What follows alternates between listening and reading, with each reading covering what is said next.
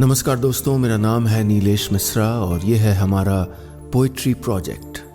एक छोटी सी कोशिश भारत के और बाकी दुनिया के कवियों और उनकी कविताओं को आप और हम आम लोगों के थोड़ा और करीब लाने की। शायद कविताएं इस तेजी से भागती जिंदगी में हमसे पीछे छूटती दिख जाती हैं। तो चलिए कविताओं की ओर हाथ बढ़ाते हैं, कविताओं को एक बार फिर अपनाते हैं इस पोइट्री प्रोजेक्ट के साथ। आज मैं आपको सुनाने जा रहा हूं एक बहुत ही खास कवि की कुछ कविताएं। उन्हें आप और हम एक बिल्कुल अलग रूप में जानते हैं, राजनेता के रूप में। मैं बात कर रहा हूं भारत के पूर्व प्रधानमंत्री श्री अटल बिहारी वाजपेयी की, और मैं आपको सुनाने जा रहा हूं उनकी लिखी हुई कुछ कविताएं। पहली कविता का नाम है गीत नया गाता हूं।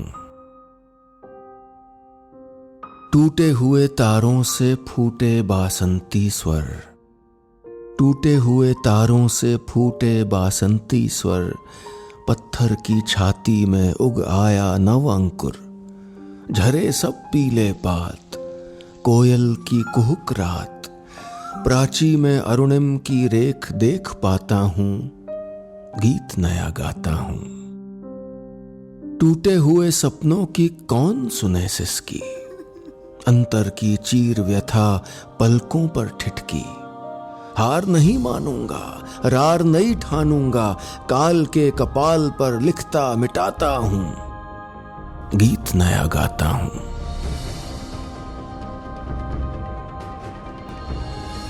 अगली कविता का नाम है कदम मिलाकर चलना होगा।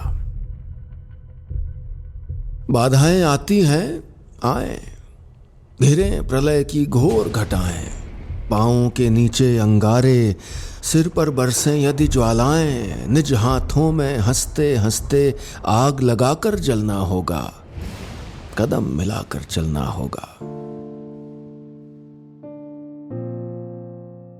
हास्य रुदन में तूफानों में, अगर असंख्यक बलिदानों में, उद्यानों में वीरानों में, अपमानों में सम्मानों में, उन्नत मस्तक उभरा सीना, पीड़ाओं में पलना होगा, कदम मिलाकर चलना होगा।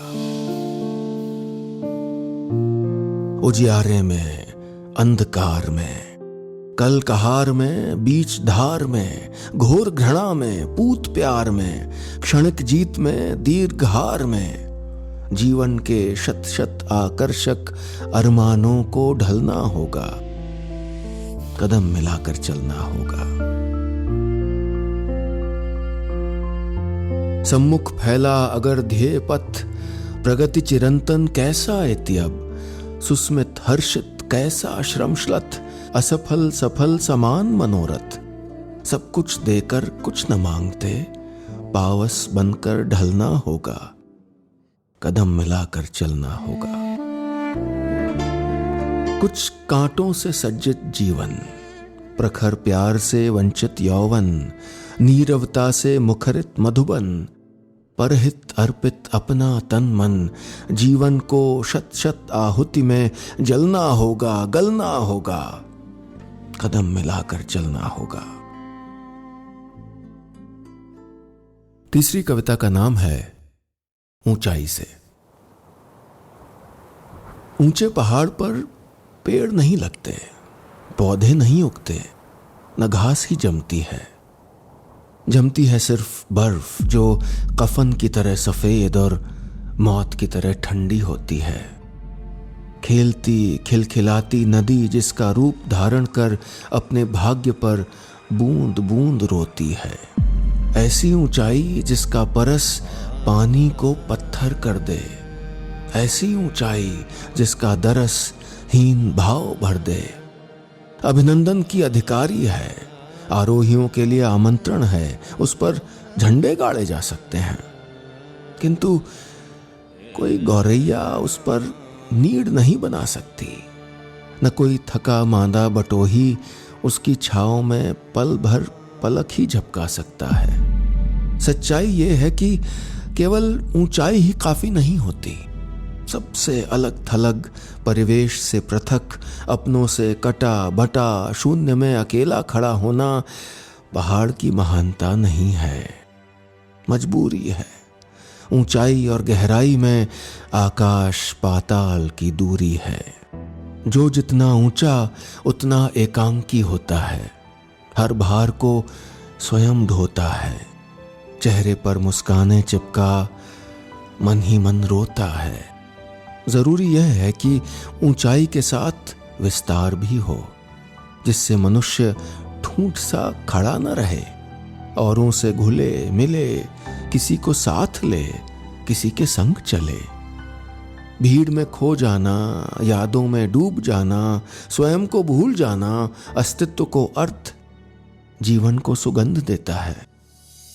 धरती को बौनों की नहीं, ऊंचे कद के इंसानों की जरूरत है, इतने ऊंचे कि आसमान छू लें, नए नक्षत्रों में प्रतिभा के बीज बोलें, किंतु इतने ऊंचे भी नहीं कि पांव तले दूब ही न जमे, कोई कांटा न चुभे, कोई कली न खिले, न वसंत हो न पतझड़ हो, सिर्फ ऊंचाई का अंधड़, मात्र अकेलेपन का सन्नाटा।